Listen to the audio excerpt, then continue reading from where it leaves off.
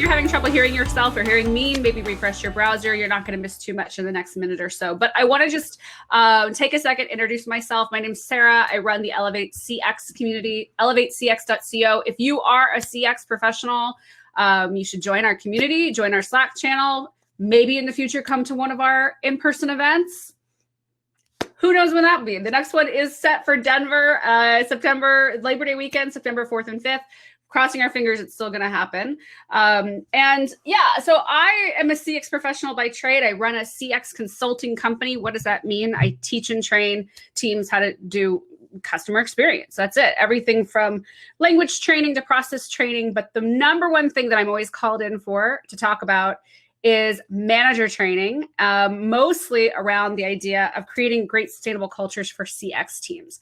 A lot of people haven't been doing that in the past. They haven't been focusing on the psychology and the emotions of people who work frontline with customers all the time.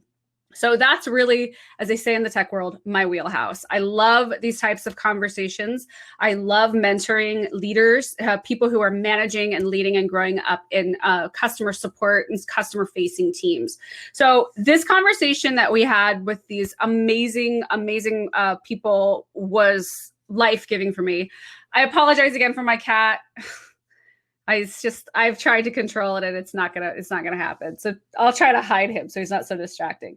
But anyway, this conversation was amazing because I find that more and more people are talking about the emotional investment it takes when you're managing and leading people. And for customer experience teams, we know that so many people frontline are very emotionally driven people. They're very deeply empathetic. That's what makes them very, very great at their jobs.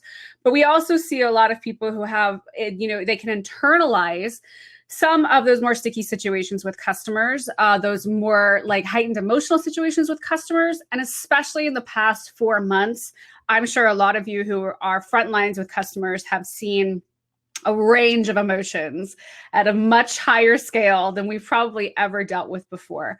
I've been having a lot of coaching talks with people, talking them through escalations and diffusing customer situations. I've been talking a lot about how to manage teams preventing burnout and churn at this time, because even people who love working with customers and love customer support as a career are finding it really draining them emotionally. So when Kira asked me to moderate this conversation, I was so stoked because I love talking about this stuff. The number one reason I love talking about it is because it's such a common problem. Everyone runs into this problem at some time. The idea of, emotional strain on their workers, burnout. How do I lead people? How do I manage the growth of people personally as well as their career growth? All those things. And it happens to just be at a perfect time where I think customer experience professionals are really, really seeing a shift in their day-to-day operational work with their teams, with their own customers, right? So a few years ago, we had a speaker at one of our events, Mercer Smith. She's head of support at AppQs now. She gave this awesome talk about using language behind the scenes to talk about customers and language that we use to talk about maybe those hard customers, right? The basis of her talk was this idea of don't call people crazy because they might actually be crazy. And I've been thinking about that a lot the last couple of months because it is so easy to get very annoyed at the rage and the anger and the impatience and the name calling and the I want to talk to your managers, because that's what we're seeing so much more of. And it's very difficult to center yourself and remind yourself that everybody is at a very heightened emotional state. This isn't personal. People aren't really this mad about a shipping time or about access to something that can't happen quickly. They're really just mad, and you happen to be in front of them and you happen to be an easy target. I'm really fascinated with this idea of how people are evolving as humans. I think that was something one of the panelists said, evolving in our patience with people, patience with ourselves, our selflessness. Being in CX, the core of it really is the idea of selflessness, of service, and it's harder and harder to do right now. So Alex, let's have you jump in on the talk and do a little bit of live coaching, talking through some of the stuff we heard from the panelists, but also what's going on your team right now during this situation? Yeah. Alex is a member of our Elevate community. He's a past speaker. We love him. He works at Clever. Are you still in the Bay Area right now during pandemic? Still in the Bay Area, yeah. Yeah. Okay. So what were your thoughts about, what was this digging up for you, panelists talking about these ideas of perseverance and during really tough times? Yeah, I think that a big thing that I think about beyond just like perseverance is like right now it's okay to not be okay. Yes. Right? Yes. The big thing that I really anchored in when I've been thinking about how I work with my people. So just for context, I manage about 10 people on my team. Our team is about 20 right now. Is that we are not just working from home, but we are trying to work while being required to be at home, which is very different. You know, I have a lot of I'm very lucky where I hire very high achieving, motivated people. We are a company in the K-12 education space. So I have a lot of former teachers, a lot of people who care very deeply, do really excellent work, are eager to learn, to evolve, to continue growing their skills. And them having to reconcile that they have to put their own needs first before their professional growth is really difficult for them. So actually a lot of the conversations that I'm having, Sarah, are about saying, it's okay if you're not having the rapid growth trajectory that you want right now, because you have to take care of yourself first. Yep. Yeah, I love that conversation. I love that you said that, you know, it's okay to not be okay right now. I know that Robert was amazing and I love his story and I love him as a person, but you know, having a mindset where, well, it could be worse sort of negates the fact that you get to be upset or sad or have a moment or have a trauma or have something happen to you. And that is okay. I understand that, you know, obviously he means, you know, things could be worse for sure. But I think it's important too, as managers, that we give people that space to just have those bad days and have frustrations with customers and have times where they say, this person is driving me bonkers and I don't want to deal with them anymore. Or like you said, you know, I don't know if I like this job today. You know, that's kind of a big thing too for people is, you know, the frustration of it all. Well, Sarah, I don't even know if I love my job today, because even us as managers, we are now in a position where we're doing things that we never anticipated we'd have to do. I know you're trained to do. It's not in your job description. Yeah, exactly. I'm not a trained therapist at all. And yet I am having a lot of therapy sessions right now, Sarah. And so, you know, like, so even for myself, saying like, it's okay that I'm out of my own depth in doing some of this stuff right now, right? Like I came in as someone who knows how to run a team operationally and bring people along when they're co-located in an office. And now I too, as a professional, am having to pivot to this new scenario. So even as a leadership, it's okay not to be okay. Absolutely. It's so good that you brought that up, because I think also we have to really reevaluate our tactics along, you know, when it comes to things like metrics and results and efficiency. All of this stuff is sort of thrown out the window because we're no longer operating at peak performance, right? And maybe something like we're going to have to diffuse a customer or deal with an escalation with the customer. Maybe something that was appropriate for us to say to them in December or November is never going to be appropriate again. And we have to be a lot more empathetic and a lot more understanding and give people a lot more leeway regardless of, you know, what's coming back at us. And that's really hard. There's no training for it. I think that's why it's really important that people in these roles find communities where other people are doing the same job as them all over the world. You know, I started Elevate in October of 2012. It was a different name then. We started doing this event. And the reason was because I was working I was doing customer support for a software company from 2006 to 2011 by myself. I knew no one. And randomly out of the blue, I got this email from one of our customers, this guy, Matt Patterson, who lives in Australia. And he says, hey, I do your job in Australia for another company. And we just became friends because I didn't know anybody else who knew the context of what I did for a living, which was answering support emails, right? For customers. We became really good friends, but we became friends through sharing wisdom with each other. How do you deal with this kind of situation? What is a good, you know, script I can use for someone asking for this kind of discount? All of these things, I needed support from someone. And now, you know, all these years later, I've developed this great community. Support Driven's a great community. There's people out there who can really help you walk through these things. So we're not trained therapists. Most of us are really not have never been in a position where we're dealing with the emotional growth of our support teams. Some of us are really good at spreadsheets. I know Alex is really good at spreadsheets, right? Some of us are really good at the tactical efforts behind successful and efficient teams, and we're having to have whole new conversations. So that's why it's really important that we continue to have these conversations in any forum that we have, like this awesome one that Kira put together, but also find a community. Use it to your advantage, network with people who do your job, and don't be afraid to say, I don't know how to deal with this one, or one of my employees is having a hard time, or what should I do? Or we have, angry customers and I need help with it. Sometimes it's just a matter of saying, I need help. You don't even have to know what you need help for, right? I find that when you have like a really solid group of people around you who are willing to help, they'll walk through that with you.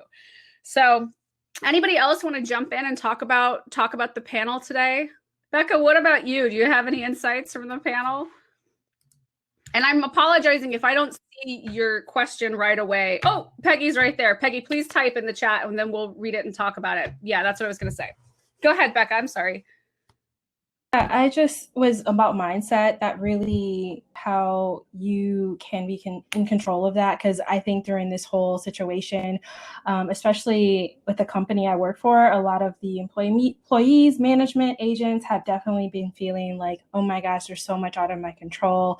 Oh my gosh, I have this irate customer. What am I going to do? And so it's definitely taken a toll on a lot of people's mental health. And so I think just really focusing in your mindset and really looking at just encouraging others and being supportive and coming together as a community is really essential and important, especially during this tough time. So that's something that I did take away. Have you been having conversations internally with your team about just some of this hard stuff and how people are doing, or how is your company managing employee mental health right now, especially on your support team? Yeah, so I am actually not a people manager, but I am a quality assurance lead. And so some of the initiatives that the company has implemented include like mental health, like just talking to your supervisor and reaching out to them for like maybe some resources, because I was like, I'm not a therapist, they're not therapists. And so it's just like, sometimes it's kind of difficult to have those conversations, but it's really good to check in. Like we do these wellness checks in the beginning of any one-on-ones or TBs with like the rest of the team, just to kind of check in, see how you're doing, how you're feeling. And that kind of really helps, because it's just like, hey, I'm connecting with you as a person, seeing how you're doing, how are you handling everything. And so I think that really does mean a lot to everybody. I know it does for me. It helps a lot. And also there's like weekly workout sessions. Like I know people mentioned they really needed to get moving, get active, and those endorphins definitely help as well. And so they started implementing weekly workouts with different people in the company, like hosting those. I love it. I think, it's really interesting too, because we're really... Oh, sorry, I didn't mean to cut you off. I was just going to say what you were saying about the workout thing and the mental health checks, all that. We're really starting to see a very different side of our coworkers because of this whole thing. We're really starting to see a different side of companies too. We're starting to really be reminded of the humanity. It used to be very easy because, you could compartmentalize work. You could show up to work, you could do your job, you could say hi at the water cooler and go home. And now we're video chatting with people in their homes with screaming kids and crazy cats and all the stuff we never had insight to. And it really helps us kind of, remind ourselves of the humanity of things. I think for some people that could be very uncomfortable too. And that's one reason why it's uncomfortable when you have bad customer interactions, because it is a human being. It is a conflict that's been kind of thrust upon you that you're trying desperately to handle and fix. And it's hard when that there's, you just happen to be in someone's line of fire and they're just really all that anger and rage and frustration and, tension is coming out in an email to you and you happen to be the one having to respond, Yeah. Were you going to say something, Alex? I love, Becca, that your company is prioritizing just checking on the person first. And one of the best things you can do, especially if you're in any capacity, is to model what other people, can do, right? So like to show, so for example, if I say, I do a lot of my one-on-ones where I say like, I have not been outside today and I really need some sunshine because I'm getting grumpy or I'm getting sad. And so just, I'm going to call you during our one-on-one. Feel free to do the same. Or if you want to just sit on your couch, feel free to do so. But modeling that it's okay to prioritize that self-help and that you're taking care of yourself, even within the work context. Like we might still talk about OKRs and about what's happening in their actual work or prioritization. But to be saying not just saying it's okay to do something, but to actually model it yourself is really empowering for people. Yeah, I think Peggy just typed this out, is so great, talking about the idea of small goals. She says, demand on my team is relentless. Oh, I feel that. Our SLAs are the bigger goal, and these are suffering with the load. Helping the team by looking at smaller achievable goals is a key takeaway. This is such good leadership. To sort of we used the word before in the panels, you heard them talking about pivoting. Pivoting your goals is not failure at all. And it's certainly not diminishing greater goals that you do have that you're still going to get to. But at this point, it's really helpful to have managers and leaders who are willing to take every accomplishment seriously, every small thing, to break it down, to pull the room in, to bring, everything closer together and say, what are we in control of right now? What can we control? I think for some people, it might've been you, Becca, who said that, we're out of control. Things are not in our control. And that makes just people tense and anxious and frustrated. And it's heightened right now. And so bringing back control to people on your team about what can you do? Well, you know what? I knocked out this great email and I'm really proud of it. And the customer came back and said, thank you. And I feel like I saved their day. Or I actually know the answer to this one and I can get back to them very quickly and just clear it out of the queue.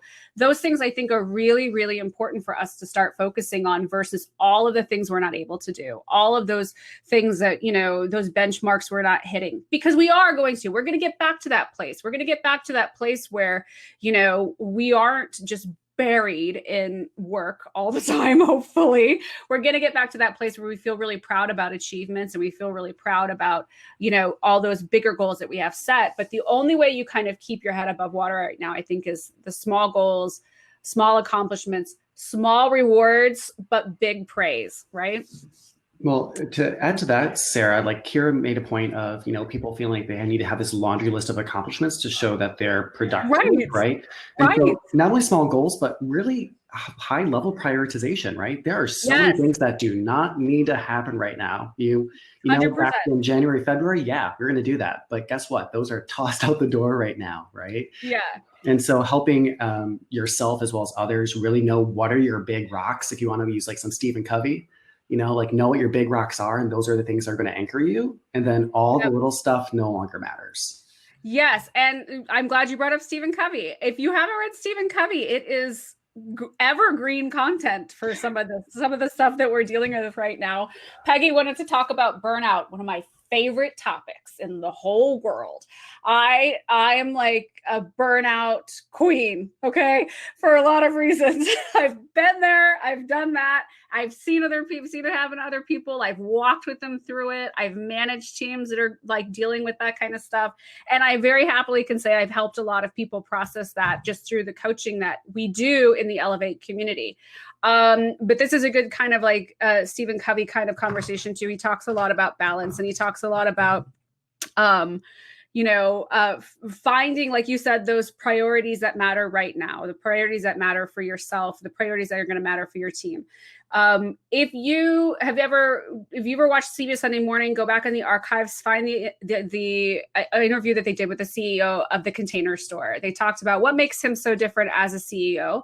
And he always says that his main priority is his employees. If he takes care of his employees, they take care of the customers. They take care of everyone else who comes in the door. So he focuses on employee health and employee wellness.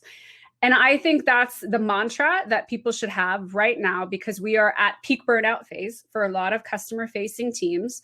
People who came in, like you were saying in January, Alex, who were just like, I've got goals, I'm going to do this. I'm going to crush this, just like out of their control, all of those goals and dreams crashing to the ground. So a bad manager is going to have a lot of shame-based evaluations on performance, shame and performance-based evaluations at this time. They're going to try to get back business as usual. They're going to try to get back to, we're actually going to set more goals because it'll help us stay focused and motivated. I think that's bad management. I understand the point of it and I understand the motivation behind it and I understand why. But really good managers right now are going to be very focused on the fact that inevitably people are going to churn off their team because of what's happening. And their goals are to really soften the day-to-day work life of their employees. I think it's okay to pull people out of the queue if you need to. I think it's okay to come up with special projects. I think it's okay to encourage people to take mental health days. We all earn time off at our companies for a reason. And there was some statistic the other day that people are like using less and less of their time off, their mental health days that are afforded them during this pandemic because of guilt associated with it. Well, you're sitting at home all day. Well, no, I'm not. I'm working all day. I'm churning out as much as I can all day in a really bizarre situation. That deserves a break. It's important that managers anticipate and they're proactive about making people take time, making people step away, making people take a breath. I don't think that anyone on your team is going to say, no, I don't want to take a day off. And if they do, that's going to lead to a really good one-on-one conversation. Balance and strong mental health practices and habitually learning like great emotional practices from self is a learned behavior. And just like Alex was saying, you model that behavior to your employees best. It also gives them permission to have the same behaviors in what they do day to day. So if you are a manager and you want to model good behavior, you can't be workaholicing right now. You can't be focused on those January goals that aren't hitting right now. You have to be showing like, I'm going to step away. I'm going to take a break this afternoon. Okay, guys, I'm going to be away from my desk. I'm going to go take a long walk right now and get a breath of fresh air.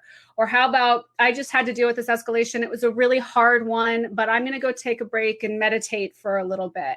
Say those words. Let people in on your process to show that you are a functional leader through your own self-care, because people will start to mimic that behavior.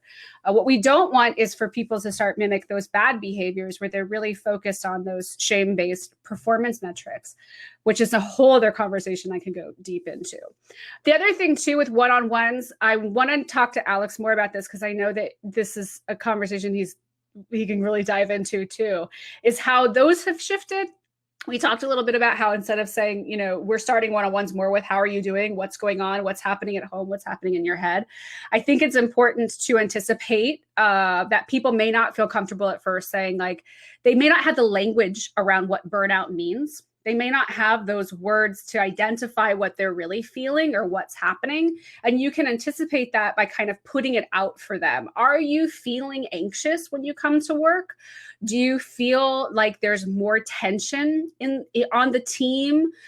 Do you enjoy being on camera for Zoom calls? Would you rather if we just did video or audio chats sometimes? It will really help trigger people, the conversation that needs to be had if that's something that's been internalized for them and not something that they're used to talking about. We all hear the term burnout as a buzzword, but we don't contextualize what that looks like and how those symptoms are different for everybody. Right? So Alex, are you still doing one-on-ones? I'm hoping you are, right? Everybody gets a half an hour every week, and I'm actually having more one-on-ones than ever. I have a lot of people where we're adding like bi-weekly coaching stuff since we're not doing in-person coaching.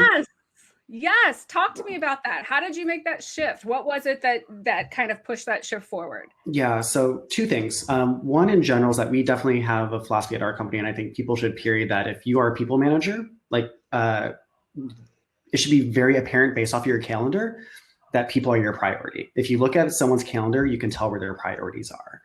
And so if you look at my calendar and if you see lots of one-on-ones, coaching sessions, levels, conversations, things like that, that means I am putting my time into my people, which is what my responsibilities are. If you don't see that stuff, then I am, sorry, that's not what my priorities are. Right. So I know, Sarah, we've talked about this one. I've always had what I call a 3-in-1 cadence of I do 3 like functional one-on-ones, and then one of them is a dedicated coffee chat. Like I love emoji in my calendar. So like in front of coffee chats, I have a little coffee thing. If it's a one-on-one, it's a light bulb. If it's a levels conversation, it's a little chart. Like I love it. Like hieroglyphics for the one-on-one. Yeah, my office hours. I hold an office hours currently, and that's a detective, with a magnifying glass.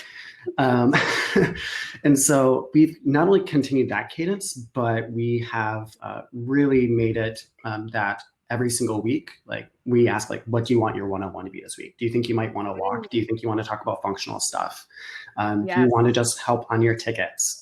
But asking every single week is great. And you're going to have a lot of times where people don't know what they want, right?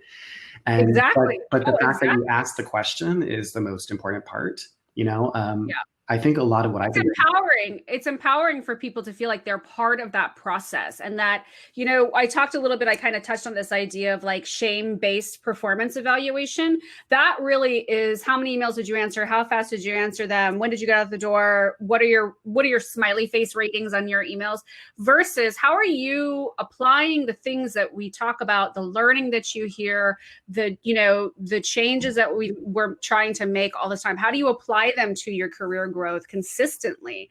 Those things I think are really important for us to allow other people who are on our teams, who are mentoring, who are leading, to be a part of, and not just, I mean, who cares about metrics? Let CEOs care about metrics, or COOs. That's their job. Like you said, as a people leader or as part of that process, my job is to be concerned about people. And that has to do with, how are they responding to that leadership I'm giving them, right? Absolutely. And like an important thing that I think the shift has been is thinking proactively about what do you need so that you're not going to burn out in another week. So for any company that's been seasonal before, we no longer know what seasonal is going to look like in the rest of 2020 or 2021 because consumer trends have completely shifted. Right. And so like I am actively asking my people like, hey, when do you want to schedule your next day off or your next week off or whatever it may be, so that you can continue to stay happy and healthy, because this is going to be a marathon, and I want to make sure that we finish this marathon together, right? Absolutely. Absolutely. And I think it's really smart. Peggy was saying too, suggestions about drawing out people who are, it's difficult to get them to open up. A lot of those times people, we all know about personalities in the workplace. We all know people are, whatever, but it's also because they probably have baggage from past managing experiences or past jobs where they weren't involved in the process. And so I don't like to think about one-on-ones as a hierarchy of, big manager person looking down, talking to little person at all. I think it has to be a collaborative process. And again, it all comes down to modeling the behavior and giving people space to be who they are and to accept and acknowledge who they are and how they're feeling in that moment. I also love the fact, Alex, that you have this, what you call a cadence, an actual system that you have where these behaviors, people can get used to it. They know that, okay, this time we're really going to talk about work, but the next time, maybe we're just going to chat about music or take a walk around the park, on a Zoom call together or whatever it is. So that's really helpful, I think, for people to feel less and less like a one-on-one is a reprimand or an evaluation or it's going to be bad news or anything like that. Sometimes I think people feel like with bad managers in the past, maybe every time they have a one-on-one, they're on the spot, like a job interview, and they're trying to just like be best face forward kind of thing. And it really should be a place where people feel comfortable to, like you said before, have bad days and talk about struggles and talk about conflict and talk about what they need. The more that they're able to have those conversations, I think the more they'll loosen up a little bit more. And Sarah, I'm not sure how you feel about this, but like also the idea that everybody wants to be open about their feelings at work is a complete myth, in my opinion. Like the idea of like bringing your whole self to work. It's like, screw that. I want to bring the version of myself that I want to bring to work, right? Right. No, I believe that. And I like that. But also, I think this is an opportunity for people who maybe don't have practice in that to like, test the waters a little bit about being more of a emotionally open person. However, I don't think it should be forced on people. And I don't think people should feel like they're going to go into a one-on-one or a team meeting and it's all going to be kumbaya and tell me about your dog, right? You have to be, as a manager, really good at understanding your team and knowing their personalities and knowing who they are. So Guru, who we love Guru as partners, whatever. When you join Guru, you actually fill out this little questionnaire about yourself. They ask you to attach a picture because they're a big company. People have to know, who faces and names are. But it's fun questions about a person, like what song do you never want to hear again in your life, right? What was the best vacation you ever took? And these little short snippets give you insight into who people are that really open you up to better conversations with them. If you don't want to have a long therapy session with someone about how they're doing, talk to them about something that's personal to them. That really helps engage people and engage trust in the manager because it shows that you're interested in who they are as a person. So I would, if you haven't done that already, it's great quarantine fun. Put out, little questionnaires. There's a really cool app called Pingboard where you can learn that actually has like fun guess who games about your colleagues. Find ways to engage people's personalities a little bit. It doesn't have to always be deeply emotional. It's secretly emotional. That's what I like to call it. Okay, 3 minutes until closing remarks. Yeah, anyone else want to talk about anything? We got 3 minutes. Now I feel like we're on the clock, Kira. Peggy, just a note, the best thing I ever did get people to start opening up to me, because Sarah's heard this before, I like to call myself a velociraptor, or like a Care Bear in a velociraptor body. Yeah. I'm very intimidating to people, but I care very deeply. And so like the number one thing that I've done is like be very vulnerable. Like they know exactly what my growth areas are as a manager. Like it was so hard, but like I had a conversation just in February with every single person saying, hey, I feel like I don't have as close of a professional relation, like that we don't have as much trust as I would like, and that we don't have as open of a communication as I think would be really helpful, as would be beneficial for us. I want your help with this. And just making that statement to every single person. Some people gave feedback right away. Some of them, they're still working on it. Just modeling that kind of openness and vulnerability helps other people do that as well. Is that exactly that modeling that Sarah was talking about? Yeah, I feel like that's like the main thread of advice on this is that these behaviors are best in practice. Like, we have to start doing them ourselves. We have to start taking care of ourselves. We have to start taking days off. We have to keep our bodies moving. We have to take a break when we need to, admit when we're having a hard time. And hopefully that's like a trickle down effect for the people on our team, right?